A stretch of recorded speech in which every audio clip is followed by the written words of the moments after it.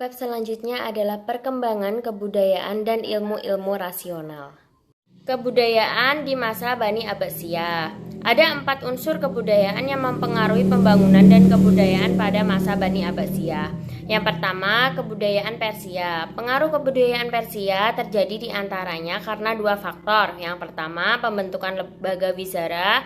Yang kedua, pemindahan ibu kota pemerintahan. Yang kedua, kebudayaan India. Pengaruh India dalam membentuk kebudayaan Islam terjadi dengan 2 cara, secara langsung dan secara tidak langsung. Secara langsungnya yaitu kaum muslimin berhubungan dengan orang-orang India diantaranya melalui perdagangan. Yang secara tidak langsung, kebudayaan India masuk ke dalam kebudayaan Islam lewat kebudayaan Persia.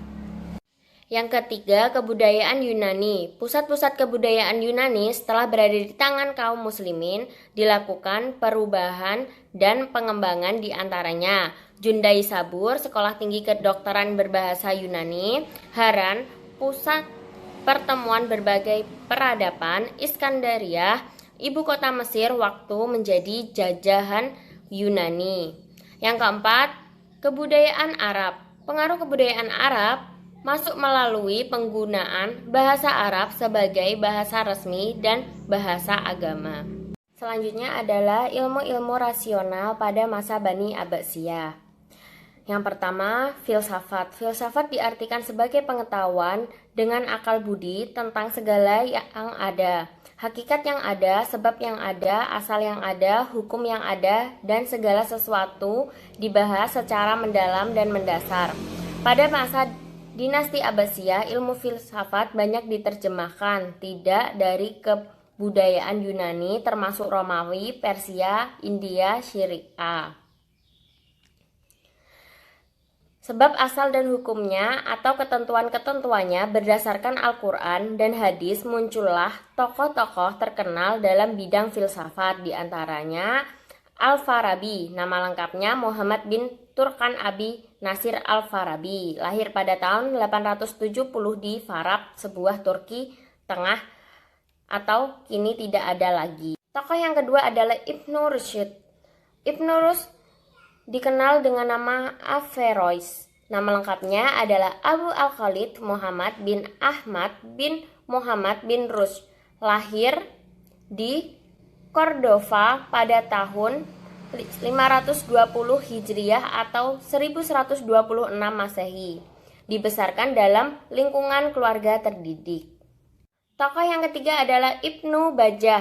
Nama lengkapnya Ibnu Bajjah adalah Abu Bakar Muhammad Ibnu Yahya bin As-Saik At-Tuijibi As-Sarakusti, tapi lebih populer dengan nama Ibnu Bajjah atau Ibnu Salih. Yang keempat adalah Ibnu Tufail. Nama lengkapnya adalah Abu Bakar Muhammad Abdul Malik Ibnu Muhammad Ibnu Tufail Al-Khaisi, lahir di Cadiz, Provinsi Granada, Spanyol pada tahun 506 Hijriah 1110 Masehi. Yang kedua adalah ilmu kedokteran. Ilmu kedokteran mendapatkan perhatian paling besar dan kedudukan terhormat, mulai berkembang pada akhir masa Abbasiyah I, yaitu masa Khalifah Al-Watsik, sedangkan puncak terjadinya pada masa Abbasiyah II, III, dan IV. Buku-buku karya Arasi banyak dijumpai di museum-museum Eropa dan banyak digunakan sebagai buku rujukan untuk dunia kedokteran.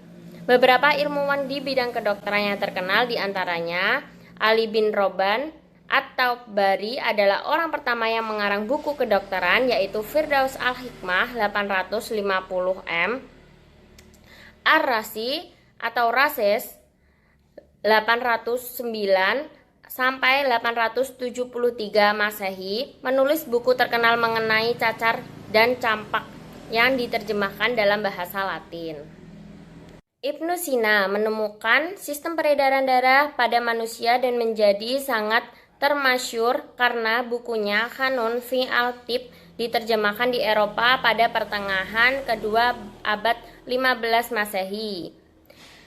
Yang keempat, Hunain bin Ishaq abadi 810 sampai 878 Masehi. Dokter dari Ahlu Disma, penganut agama Kristen dari mazhab Nastarian, ahli mata. Dia mengabdikan keahliannya pada masa Al-Makmun, Al-Mustaqim, Al-Wastik, dan Al-Mutawakil. Yang ketiga adalah ilmu matematika. Ilmu matematika atau ilmu hisab berkembang karena kebutuhan dasar pemerintah untuk menemukan waktu yang tepat dalam setiap pembangunan. Tokoh-tokoh lain yang juga dikenal ahli matematika dan memberikan sumbangan signifikan bagi pengembangan matematika adalah Al-Biruni. Al-Biruni meliputi aritmatika teoritis dan praktis, penjumlahan seri, analisis kombinatorial, kaidah angka 3, bilangan rasional, teori perbandingan, definisi aljabar, metode pemecahan penjumlahan aljabar, geometri, teorema Archimedes, dan sudut segitiga. Yang kedua adalah Umar Khayyam 1048 sampai 1131 Masehi, mengarang buku tentang aljabar yang diterjemahkan bahasa Prancis oleh F.W.P.K. 1857, yaitu Réatisme on Algebra. Yang keempat adalah ilmu astronomi. Ilmu astronomi ini disebut adalah ilmu falak, yaitu ilmu yang mempelajari benda-benda langit seperti matahari, bulan, bintang, dan planet-planet lain. Tokoh-tokoh lainnya antara lain Nasiruddin Al-Tusi atau pendiri observatorium di marga Asia Kecil, Ali bin Isa Al-Usturlabi, tokoh pertama penulis risalah astrologi, Muhammad bin Musa Al-Khawarizmi, tokoh ilmu falak yang juga ahli dalam bidang matematika. Al-Farghani atau Al-Farganus menulis ringkasan ilmu astronomi yang diterjemahkan ke dalam bahasa Latin oleh Gerard Seramona dan Johannes Hispalasis Albatani atau Albatenius. Bapak ilmu astronomi menemukan bahwa garis bucur terjauh matahari mengalami peningkatan sebesar 16,47 derajat sejak perhitungan yang dilakukan oleh Ptolemy. Yang kelima adalah ilmu sejarah. Pada masa dinasti Abbasiyah, kajian sejarah masih terfokus pada tokoh atau peristiwa tertentu, misalnya sejarah hidup Nabi Muhammad SAW. Minat terhadap kajian sejarah sangat besar dan mendapat dukungan dari khalifah. Ilmuwan dalam bidang sejarah pada masa Abbasiyah diantaranya adalah Muhammad bin Ishaq bin Yasar yang lebih dikenal sebagai Ibnu Ishaq, sejarawan Muslim pertama, lahir pada tahun 85H atau 704 Masehi dan meninggal pada tahun 151H atau 768 Masehi. Ilmu yang terakhir adalah ilmu bumi atau geografi. Ahli bumi pertama dalam sejarah ilmuwan muslim adalah Hisham Al-Kalbi pada abad ke-9 Masehi dengan studinya tentang kawasan Arab. Semakin banyak berkemunculan ahli di bidang geografinya, diantaranya Al-Yaqubi, wafat 897 M, menulis buku geografi berjudul Negeri-Negeri dengan studi topografisnya. Yang kedua, Ibnu Qordabeh, 820 M sampai 912 M, murid Al-Kindi yang mempelajari jalan-jalan di berbagai provinsi secara cermat dan menuangkannya ke dalam buku Al-Masalik wa Al-Mamalik atau Jalan dan Kerajaan. Yang ketiga, Al-Dinawari 828 M sampai 898 M. Yang keempat, Hamdani 893 M sampai 940 M. Yang kelima, Ali Al-Masudi 896 M sampai 956 M, mempelajari faktor-faktor internal dan eksternal yang mempengaruhi pembentukan batu-batuan di bumi. Yang keenam, Ahmad Ibnu Fadlan, abad ke-10 M, menulis ensiklopedia dan kisah perjalanan ke daerah Volga dan Kaspia. Yang ketujuh, Ahmad Ibnu Rustah, abad ke-10 M, menulis ensiklopedia besar mengenai geografi.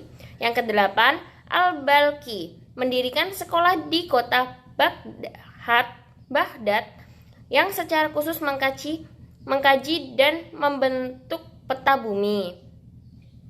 Yang kesembilan, Al-Istiqrar II dan Ibnu Hawqal abad ke-10 membuat pemetaan dunia.